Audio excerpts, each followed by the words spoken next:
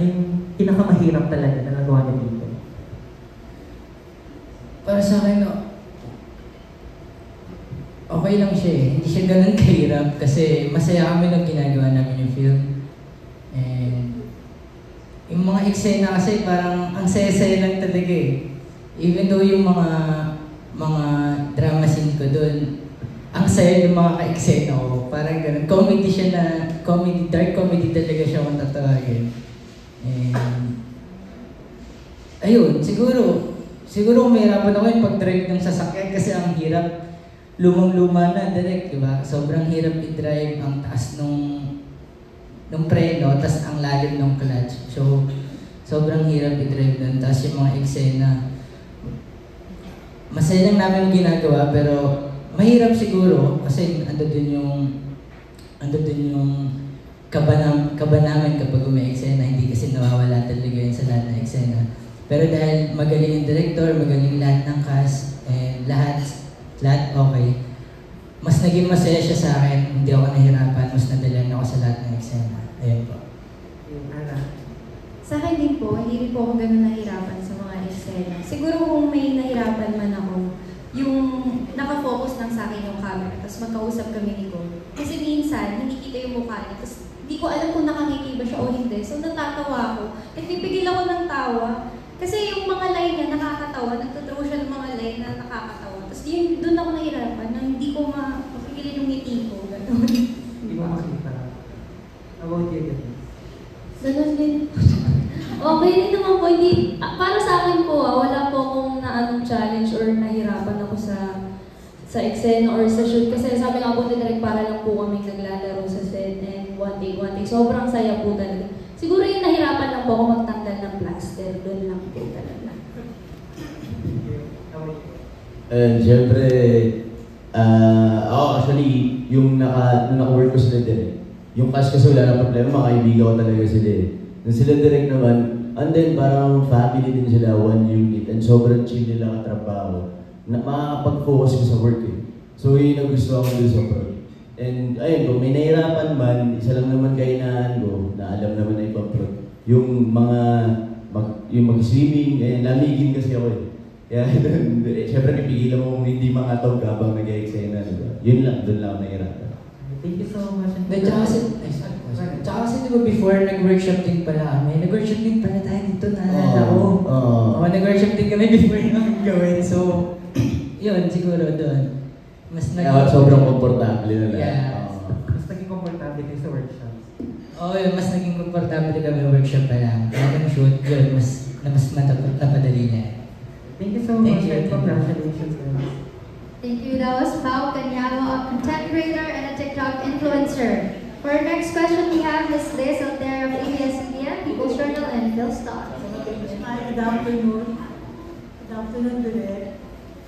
Correct me if I'm wrong, parang the last time we talked to you was Adarna Gang pa. Wow, ang tagal na naman, Direk. Actually, may films in between, pero Hindi pa na hindi lang ako nakaka-attend sa alright. And also, correct me if I'm wrong, is this your first for Viva Max? No. Yung Adarna, actually, Adarna Gang, it's a gang movie, di ba? Pero under Viva Max siya. Kaya nga, I think may isang review doon na sabi, parang out of place siya sa Viva Max. Kasi hindi siya leisure. Although merong konting sex scenes doon with Diego Leja and two girls. Thank you.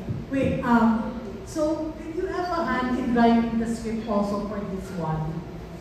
Did you have a hand in writing the script also for this one? For Stan? Yeah, almost all my films, I write them. Sometimes I get a co-writer. Medyo hirap ako. Nakagawa na ako ng 2 films with a writer, no? Hindi sa akin nag-originate yung material. Pero usually, I have an idea that I want to put on film. Pero ito yung first sex comedy mo? Sorry? First sex comedy for you? Actually, kadalasan ng work ko rin may humor, no? It's not entirely a comedy. Like ito, we call it a dark comedy, pero pag pinanood yung comedy niya, hindi punchline eh. Hindi ganun comedy. Funny siya kasi totoo siya na nangyayari. Parang gano'n. Alright. Thank you. Can I ask the cast. I will go dito Mario Bautista kasi hindi nyo naman nasabi yung roles nyo eh. So, can you tell us about your roles? Kasi favorite question niya, remember, what are your roles? Yes. Respective roles. Yun po. Bali, ang ginanapag po dito is si Carl. Ako yung best friend po dito ni Gold.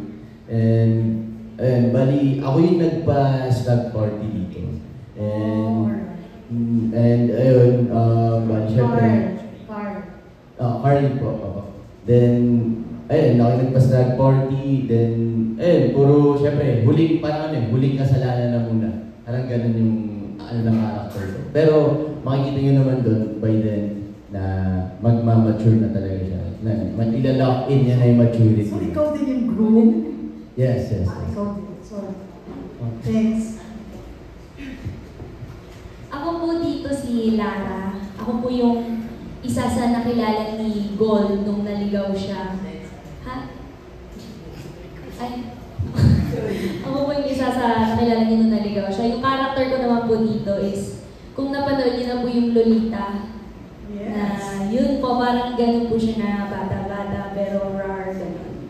Medyo wild na. Sexy yun. Opo, may ganun po yung character ko dito. Ako po dito si Arden. Girlfriend po ni Gold na hindi ganun yung relationship, hindi ganun ka-hard yung relationship nila. And hindi siya naniniwala sa mga kasal, ayaw niya magpakasal. Yun po. Thank you. Gold. Sorry, excuse me. Ako po dito si Gold. Gold din ang name ko dito. Gold din? Oo. From Gold Hindi na Deluxe. nag-isip pa. Kasi direct, sabi ng direct. Kasi Gold Deluxe, di ba direct? Sa... Singit ko lang, nung pinage ko to, sabi ko, kung yung Adarna gang dati, ibong Adarna. Ito Gold Deluxe and the Three Bears. Kasi ang naalala ko ng bata ako, nung nabasa ko yun, medyo creepy sana yung story ngayon. May isang bata na pupunta sa bahay ng iba, matutulog sa kama ng iba. Tapos yung pamilya, di ba parang pamilya ng bears magagana. Children's story, ginawa mo Children's, creepy. oo. So parang, siguro nagmarka sa akin yung kinukwento ko kay Boss Vic na creepy siya sa akin. Tapos ito, nag-develop yung story. Kaya nung na-realize ko na Gold yung artista ko, ba't hindi ko na-retain yung pangalan? Yeah. Gold po ang name ko dito.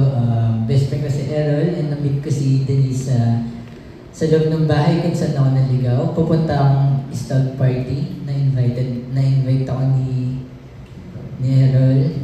And yun, sa kalagitnaan ng daan, naligaw ako. And doon na nangyari lahat na nangyari. Yun. Alright, thanks. Can I have one side question na? Favorite ko ba si Al Pacino po?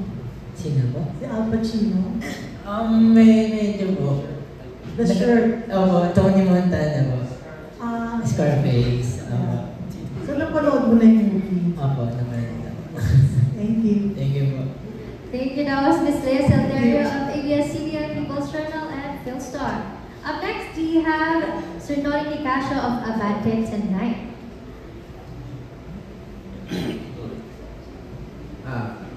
Kay Denise, hi Denise. Sabi mo, sinabihan ka ng direct na huwag masyadong maumol.